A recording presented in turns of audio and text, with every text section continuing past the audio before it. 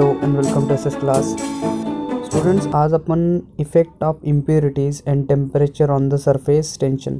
तर आपण जे सरफेस टेन्शन शिकतो आहे त्या सरफेस टेन्शनवरती टेम्परेचरचा काय इफेक्ट होतो आणि इम्प्युरिटीज ॲड केल्यावर काय इफेक्ट होतो याच्यावरती आपल्याला इथे बोलायचं आहे. But before I start I will be request to that please like share subscribe our channel. आणि ज्यांनी चॅनलला सबस्क्राईब केलं असेल त्यांचा धन्यवाद. त्यांनी अजूनही चॅनलला सबस्क्राईब केलं नसेल प्लीज चॅनलला सबस्क्राईब करा. तर सुरुवातीला आपण that is effect of impurities ह्या टॉपिकवरती बोलू. त्यानंतर इफेक्ट ऑन टेम्परेचर ह्या टॉपिकवरती बोलू नंतरच्या. ठीक आहे. तर एक्झॅक्टली इफेक्ट ऑफ इम्प्युरिटीज जर ॲड केल्यावर काय होतं तर तुम्ही बघितलं असेल तर आपण सोडियम क्लोराईड घेतला म्हणजे मीठ असेल आपल्याकडे साधं जे मीठ असतं आपलं. तर सोडियम क्लोराईड जर मी घेतलं मीठ घेतलं आणि मीठ जर मी पाण्यामध्ये टाकलं असेल तर ते काय होतं डिझॉल्व्ह होऊन जातं ना, विरघळतं पाण्यामध्ये. मग मीठ जर पाण्यामध्ये टाकल्यानंतर विरघळतं ह्यामुळे काय होतं माहिती आहे का, it increase the surface tension. काय करतं हे सरफेस टेन्शनला वाढवून देतं.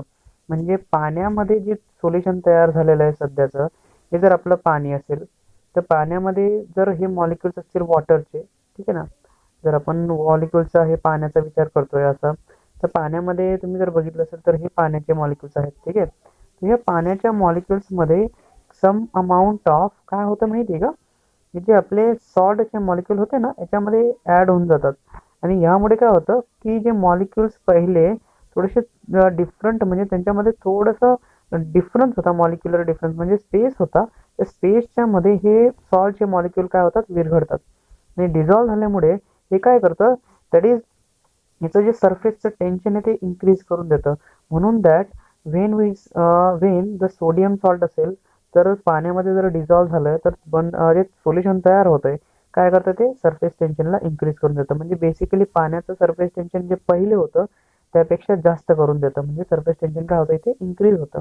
म्हणजे for example when a Sprüngli म्हणजे अतिशय थोड्या प्रमाणामध्ये जर आपण विचार करतो खूप स्मॉल अमाऊंट ऑफ जर सोल्युबल सबस्टन्सेस असतील, ठीक आहे ना, तर आता हे मिठाचं असेल तर हे पूर्णपणे विरघळून जाईल. साखरेचं असेल आपण साखर जर घेतली तर साखर पण काय होऊन जाईल पाण्यामध्ये पूर्णपणे विरघळून जाईल. सो दॅट तर आपण असे सबस्टन्सेस घेऊ जे दॅट विल बी थोड्या प्रमाणामध्ये पाण्यामध्ये विरघळतात. ठीक आहे ना.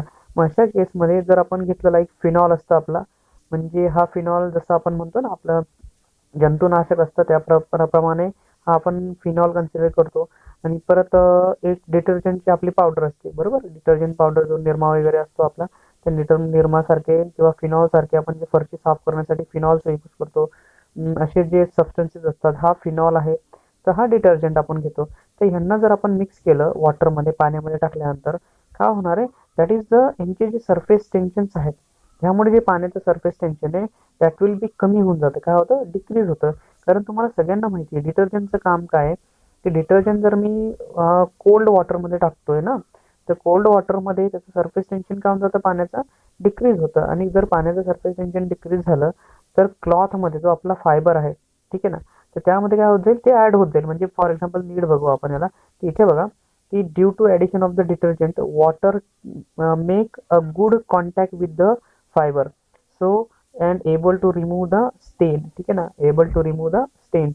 म्हणजे काय होणार आहे की जेव्हा मी पाण्यामध्ये डिटर्जंट ॲड करतो तर त्यावेळेस काय होणार आहे सरफेस टेन्शन डिक्रीज होऊन जाईल. जर सरफेस टेन्शन डिक्रीज झालं तर पाण्याचं सरफेस टेन्शन डिक्रीज झालं तर मॉलिक्यूल थोडेसे वेगवेगळे होऊन जातील, दूर दूर चालले जातील ना.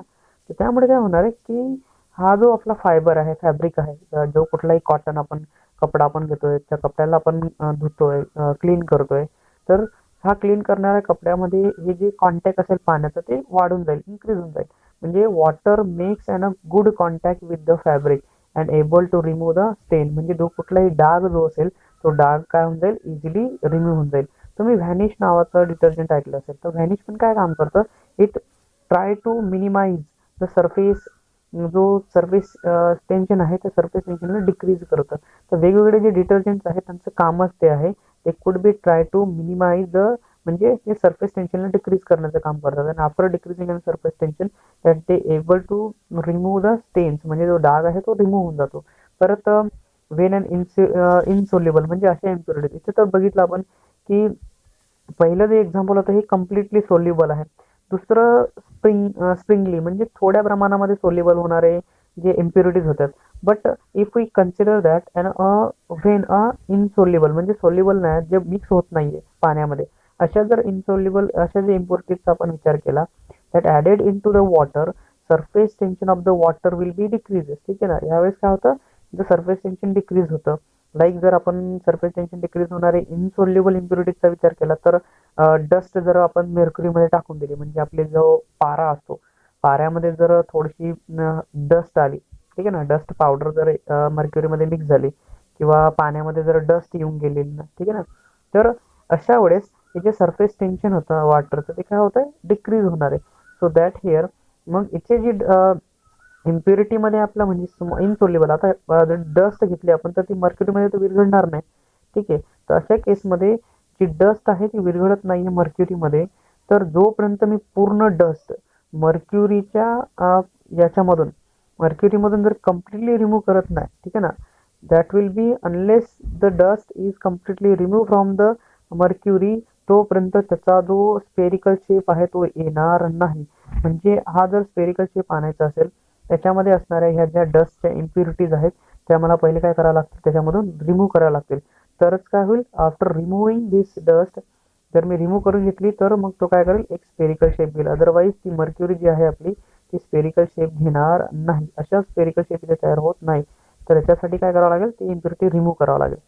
म्हणजे एकदम प्युअर एच जी मला पाहिजे. After that we can get की ह्याच्यामुळे मला काय होऊन जाईल, दॅट इज ना, हा जो शेप आहे मर्क्युरीचा तो स्पेरिकल येऊन जाईल. तसंच आपल्या पाण्याचं पण आहे. पाण्यामध्ये जर आपण डस्ट विरघळून टाकली तर त्या केसमध्ये जे इनसॉल्युबल इम्प्युरिटीज आहेत added in to water, they could be काय करतात, वॉटरचं सरफेस टेन्शनला डिक्रीज करून देतात. But if I discuss about the effect of a temperature, तर टेम्परेचरचा एक्झॅक्टली इफेक्ट काय होतो, मी याच्या आधीच बोललोय तुम्हाला. जर माझ्याकडे एक प्लास्टिकचा तुकडा असेल, ठीक आहे, if I consider there is a plastic, तर हा प्लास्टिकचा तुकडा आहे माझ्याकडे एवढा, तर ह्या प्लास्टिकच्या तुकड्याला मी काय करतोय, दॅट इज अन हीट करतोय, गरम करतोय मी त्याला. ठीक आहे, गरम करण्यासाठी मी काहीतरी ट्रायपॉडचा यूज करणार आहे. तर आपला जो बर्नर आहे, बन्सिन बर्नर, तर गरम केल्यानंतर काय होणार आहे बघा, हा जर तुकडा मी घेतला ना, तर ह्या तुकड्याचे जर तुम्ही बेसिकली बघितले तर थोडे थोडे लिक्विड फॉर्ममध्ये कन्व्हर्जन व्हायला सुरुवात होऊन जाईल. हे फ्लो व्हायला लागेल, लिक्विडमध्ये फ्लो व्हायला लागून जाईल. फ्लो झाल्यानंतर एक असं स्टेज येऊन जाईल की ह्याच्यामध्ये तुम्हाला एकदम त्यांच्यामध्ये जे मॉलिक्युल्स आहेत ते वेगवेगळे होताना तुम्हाला दिसतील. ठीक आहे, तर प्रत्येक मॉलिक्युल सेपरेट होतो इथे, म्हणजे टेम्परेचरचा पण ह्यांच्यावरती इफेक्ट होतो. ठीक आहे, तर हे मॉलिक्युल्सचा विचार करू आपण ना, की असे जे मॉलिक्युल्स आपल्याला सेपरेट होताना इथे दिसतात, तर हे मॉलिक्युल जे बेसिकली सेपरेट होत आहेत, ठीक आहे ना, त्यांच्यामधलं जे मॉलिक्युल्स आहेत ते वेगवेगळे होत आहेत, डिफरंट टाईपमध्ये चालले जातात. तर अशा केसमध्ये की in most of the liquids as a temperature जसं जसं इन्क्रीज होतं, surface tension will be decrease. काय होत जातं, सरफेस टेन्शन, कारण मॉलिक्युल्स आहे ना स्पेस क्रिएट करून देतात त्यांच्यामध्ये. त्यांच्यामधला जो इंटरमॉलिक्युलर फोर्स ऑफ अट्रॅक्शन असतो, त्यांच्यामधला इंटरमॉलिक्युलर फोर्स ऑफ अट्रॅक्शन काय होऊन जातो, दॅट विल बी डिक्रीज होतो. मग त्यामुळे काय होतं, सरफेस टेन्शन काय होत जातं, डिक्रीज होत जातं. जसं जसं जेवढा जास्त इंटरमॉलिक्युलर फोर्स ऑफ अट्रॅक्शन तेवढं जास्त सरफेस टेन्शन असेल, पण जेवढा कमी surface intermolecular force of attraction तेवढं काय असेल, सरफेस टेन्शन काय होऊन जाईल, कमी होऊन जाईल. मग त्याच केसमध्ये इथे होतं की लिक्विड काय करतं, टेम्परेचरमुळे, म्हणजे जर लिक्विडला टेम्परेचर दिलं, गरम केलं, तर त्यावेळेस काय होऊन जातं, त्यावेळेस त्याचं सरफेस टेन्शन काय होतं, डिक्रीज होतं. म्हणजे फॉर एक्झाम्पल आपण जर कन्सिडर केलं, it is suggested that the new cotton, म्हणजे आपण जे नवीन कपडे आणतो ना, तर तुम्ही दुकानावरून नवीन कपडे विकत घेतले, तर असं नवीन फॅब्रिक कधी ते काय सांगतात की तुम्हाला की थंड पाण्यामध्ये याला धुवायला लावतात, म्हणजे should be wash in an cold water. तर थंड पाण्यामध्ये धुण्याचं कारण काय असतं माहिती का, की थंड पाण्याचं जे सरफेस टेन्शन आहे, that is in this case the water does not make a good contact with the fabric. कशामुळे, that is due to the higher surface tension. तर सध्याचं केस काय की थंड पाण्याचं हाय सरफेस टेन्शन गरम पाण्याच्या सरफेस टेन्शनपेक्षा काय असेल, तर त्याच्यानं जास्त असेल ना, की कोल्ड वॉटर असेल आणि हॉट वॉटर. तर हॉट वॉटरचं surface tension will be greater, but cold वॉटरचं जे सरफेस टेन्शन असेल ते ग्रेटर असेल as compare to hot water. कारण हॉट वॉटरमध्ये मॉलिक्युल्समध्ये स्पेस जास्त असेल, पण कोल्ड वॉटरमध्ये असणारे जे मॉलिक्युल्स असतील ते काय असेल, खूप जवळ असेल, म्हणजे यांच्यामध्ये सरफेस टेन्शन जास्त असेल, यांच्यामधलं सरफेस टेन्शन कमी तुम्हाला दिसेल. सो बिकॉज ऑफ दिस काय सांगतात की कधीही आपण जेव्हा नवीन कपडे आणतो तर त्यावेळेस ते दुकानदार आपल्याला सांगतो की you need to be wash them in अन कुठे, wash in a cold water, कशामध्ये, थंड पाण्यामध्ये. तर यामुळे काय होतं, ते जे फॅब्रिक आहे आपलं, जे कपडे आहेत त्यांच्यामधला जो कलर आहे, जो रंग आहे, तो रंग निघत नाही. The fabric does not lose its colour because of this. तर यामुळे काय होतं, त्या फॅब्रिकचा जो रंग आहे तो उडत नाही. का बरं? It is a surface tension, कारण कोल्ड वॉटरचं सरफेस टेन्शन जास्त आहे as compare to hot water. ठीक आहे. पण सम केस ऑफ दिस एकदम लूज कलर लावला असेल तर तो निघून जातो. तर कपड्यांचं सध्याचं एक केस मी सांगून दिली आहे की नो गॅरंटीवाले कपडे येतात आता. ठीक आहे.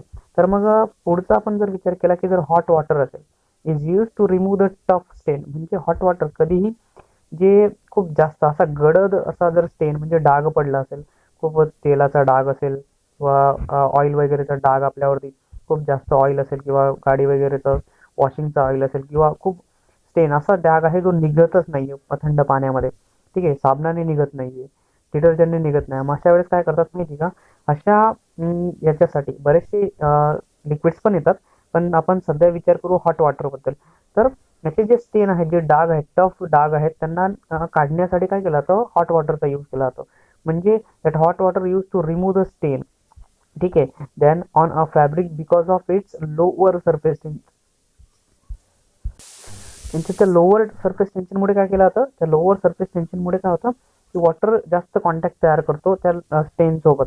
अँड आफ्टर दॅट स्टेन विल बी रिमूव्ह. तो जो डाग असतो तो काय केला जातो, कपड्यांवरचा काढला जातो. म्हणजे कुठेही कपड्यावरती जर डाग असेल तर तो डाग काढण्यासाठी काय केलं जातं, मग ते can be using an different हे हॉट वॉटरचा यूज करून घेतात. And after that using an hot water, that hot water will be try to remove that stain. जर हा इथे स्टेन असेल, हा स्टेन काय केला जातो, after that using an hot water, hot water use करून काय केला जातो, त्याला रिमूव्ह केला जातो. ठीक आहे ना. मग हा हॉट वॉटरचा आपला स्टेन इथून रिमूव्ह होण्यासाठी, म्हणजे हॉट वॉटर जे यूज आहे ते स्टेन रिमूव्ह करण्यासाठी यूज केला जातो. Again that in case of a molten copper असेल, मोल्टनचा अर्थ समजतो का तुम्हाला, की मोल्टन मेटल्स जे असतात ना, असे मेटल्स. आता जर माझ्याकडे कॉपरच असेल सॉलिड स्टेटमधलं, तर सॉलिड स्टेटमधल्या कॉपरला, काय करणार आहे मी, दॅट विल बी विरघळून टाकेल. तर विरघळल्यानंतर ते लिक्विड स्टेटमध्ये चाललं जाईल. तर असं लिक्विड स्टेटचं जे मेटल आहे आपलं, ठीक आहे ना, जसं मी आईस आपला आहे, बर्फ वितळतो, पाण्यामध्ये कन्वर्ट होऊन जातो, लिक्विड स्टेटमध्ये येतो. तसाच जो कॉपर आहे, त्या कॉपरला वितळून खूप हीट टेम्परेचर देऊन गरम करून त्याला काय केलं जातं, गरम केल्यानंतर त्याचं लिक्विड स्टेटमध्ये कन्व्हर्जन केलं जातं. तशी जी लिक्विड स्टेट असते कॉपरची, ठीक आहे, तर त्या लिक्विड स्टेटच्या कॉपरमध्ये, कॉपर जे जे मेटल असतं त्याला मोल्टन म्हणतात. तर त्यांना मोल्टन कॉपर अँड कॅडमियम असे दोन जर केस आपण इथे घेतले. सो जर मोल्टन कॉपर आणि कॅडमियम असेल तर द सरफेस टेन्शन इन्क्रीजेस. त्यांच्यामध्ये सरफेस टेन्शन काय होतं, इन्क्रीज होत जातं with increase in a temperature. जसं जसं यांच्यामध्ये टेम्परेचर इन्क्रीज होत जातं तसं तसं त्यांच्यामध्ये काय होत जातं, सरफेस टेन्शन इन्क्रीज होत जातं. कारण हे मॉलिक्यूल जवळ येतात. ठीक आहे ना. पहिल्या स्टेजमध्ये ते लिक्विडमध्ये चालला जातात, पण जसं आपण त्या मोल्टन कॉपर अँड कॅडमियमचा टेम्परेचर वाढत जातो, that will be the surface tension increases with increase in temperature. तर टेम्परेचर वाढवल्यानंतर त्यांचं सरफेस टेन्शन पण काय होत जातं, इन्क्रीज होत जातं. But the surface tension of the liquid becomes zero at an critical temperature. म्हणजे सरफेस टेन्शन हे क्रिटिकल टेम्परेचरला झिरो होऊन जातं. म्हणजे जर एक क्रिटिकल टेम्परेचर असेल, क्रिटिकल टेम्परेचर म्हणजे the temperature at which the vapour of the substance can not be liquefied. म्हणजे एखाद्या स्पेसिफिक सबस्टन्सचा जर व्हेपर तयार झालाय, वॉटर व्हेपर ना तुम्हाला, हवेमध्ये जी स्टीम तयार होते, ठीक आहे ना, तर असे प्रेशराइज स्टीम, गॅसियस स्टेटमधले जे येणारे व्हेपर्स आहेत, पाण्याचे जे व्हेपर्स आहेत, तर असे व्हेपर्स ह्या टेम्परेचरला, at this temperature the vapours of the substance can not be, एवढ्या टेम्परेचरवरती जर मी लिक्विडला गरम केलं तर व्हेपराईज झाले, तर इथून ते परत लिक्विफाईड होत नाही. त्या टेम्परेचरला म्हटलं तर क्रिटिकल टेम्परेचर. सो बेसिकली ह्या सरफेस टेन्शन म्हणजे surface tension at a critical temperature काय असतं, झिरो असतं. ठीक आहे ना, काय असतं, झिरो असतं. But this is all what, हे सगळं काय होतं आपलं, that is an effect of temperature आहे. म्हणजे इफेक्ट ऑफ इम्प्युरिटी आणि इफेक्ट ऑफ टेम्परेचर होतं, सरफेस टेन्शनवरती कसं इफेक्ट करतं. पण त्याच्यानंतर आपल्याकडे एक टॉपिक पण येतो, that is express the pressure across the free surface of the liquid. म्हणजे प्रेशर आपल्याला एक्सप्रेस करायचं आहे, प्रेशर आपल्याला दाखवायचं आहे की फ्री सरफेसवरती कसा बिहेव करतो लिक्विडच्या. मग याच्यासाठी आपण जर विचार केला की याच्या आधी आपण रिझल्टंट फोर्स बघितला होता, लिक्विड मेनिस्कस बघितला होता. So every molecule on a liquid surface, म्हणजे कुठलाही मॉलिक्यूल असेल लिक्विडच्या सरफेसवरती काय करतो, एक्सपिरियन्स फोर्स एक्सपिरियन्स करतो ड्यू टू कशामुळे, सरफेस टेन्शनमुळे. प्रत्येक मॉलिक्यूल म्हणजे आपण सरफेसवरचा जर मॉलिक्युल्स कन्सिडर करतोय, that all molecules can be experience a force. काय हे सगळे मॉलिक्यूल जे सरफेसवरती आहेत हे सगळे काय करतात, फोर्सेस एक्सपिरियन्स करतात. कशामुळे, सरफेस टेन्शनमुळे. So that is all in the case which are tangential to the liquid. कसे असतात ते, टँजेन्शियल असतात, माहिती ना सगळ्यांना, at the surface at rest. म्हणून असे जे फोर्सेस आहेत ते टँजेन्शियल फोर्सेस आपण कन्सिडर करतो.